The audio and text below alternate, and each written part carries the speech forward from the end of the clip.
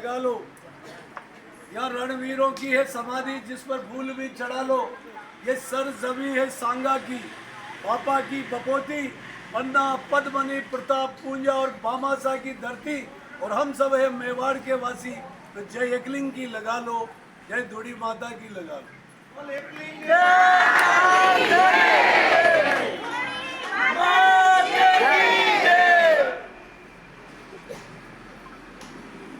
Maharana Bhopal hospital, अन्नादाय महिला चिकित्सालय, बाल चिकित्सालय, कार्डियोलॉजी और समस्त अस्पताल में काम करने वाले हमारी महिला शक्ति, हमारे भाई नौजवान भाई जो आज इस इंटर कार्यालय पर आप आए, मैं आप सभी का उनकी गहराइयों से स्वागत भी करता हूँ और राजस्थान सरकार की तरफ से आपको शुभकामनाएं भी देता हूँ। हमारे बीच में मंच पर विराजमान हमारे वरिष्ठ नेता ख्यालीलाल जी मालवी साहब, हमारे इंटेक के प्रदेश महामंत्री नारायण जी गुर्जर साहब, हमारे दिनेश जी गुसर साहब,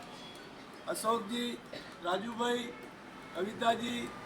और तमाम हमारे संगठन के सभी पदाधिकारी, प्रताप सिंह जी एवं साथियों, जैसा कि आपको मालूम ही है कि पिछले कई दशक से हमारा शोषण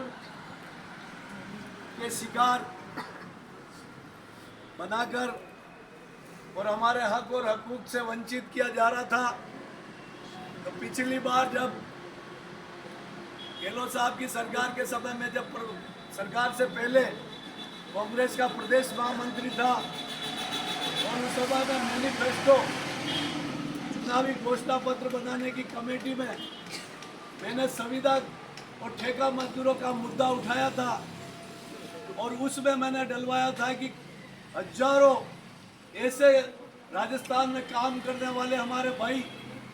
जो इतनी मेहनत करते लेकिन उनके पसीने का पैसा पूरा नहीं मिलता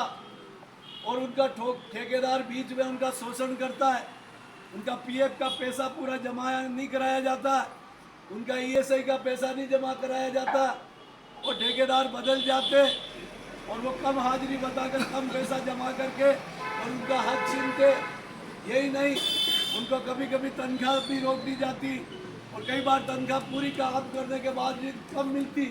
ये सारी कमेटी दिक्कतें जब मैंने पार्टी के मंच पर सरकार आने के पहले रखी तो गहलोत साहब ने बीडी कल्ला जी के नेतृत्व में एक कमेटी बनाई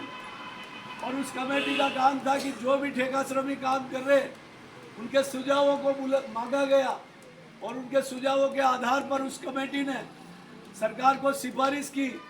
और सरकार की सिफारिश करने पर मुख्यमंत्री जी ने बजट में घोषणा की संविदा कर्मचारियों को ठेकेदार से मुक्ति दी जाएगी और सरकार की खुद एक प्लेसमेंट एजेंसी जो आईएएस अधिकारी जो होगा उसको अध्यक्ष बनाकर उस बोर्ड का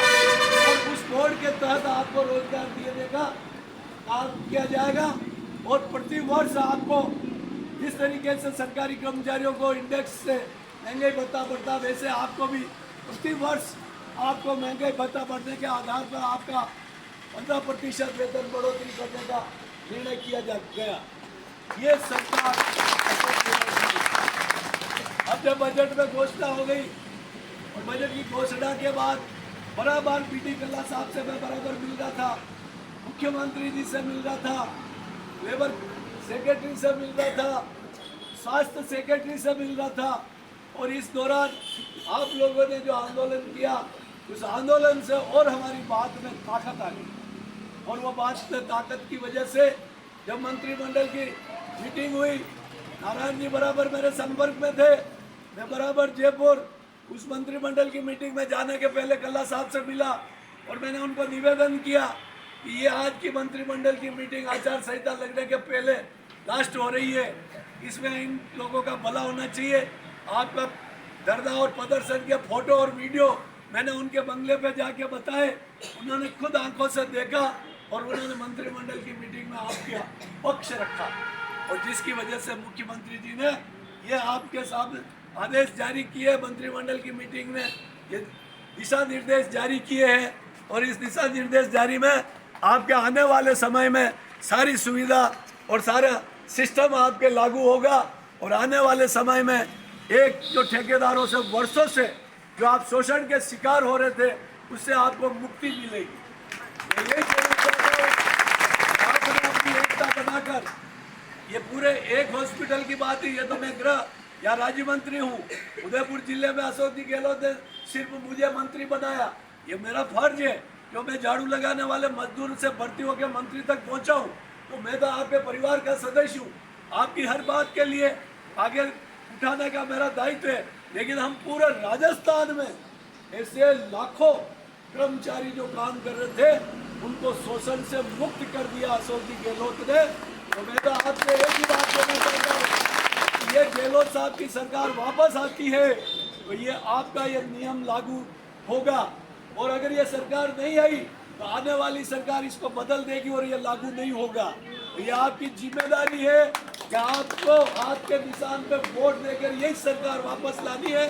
जहाँ पर भी किसी उम्मीदवार को टिकट दे उसको आपको जिताना, तो ये आपका काम लागू हो जाएगा। अन्यथा दूसरी सरकार जैसे ही आई वो पुरानी गई हुई सरकार की योजना को बंद कर देगी। इसलिए आपको सजग रहना है, सावधान रहना है, आपको एकता बनाई रखनी है। हमारी कोई राजनीति नहीं है, कोई पार्टी वाली बात नहीं। जो हमारा काम करता है हम उसके साथ हैं। और ये काम तो गहलोत जी ने किया। भाई दिनेश जी ने जिंदाबाद का नारा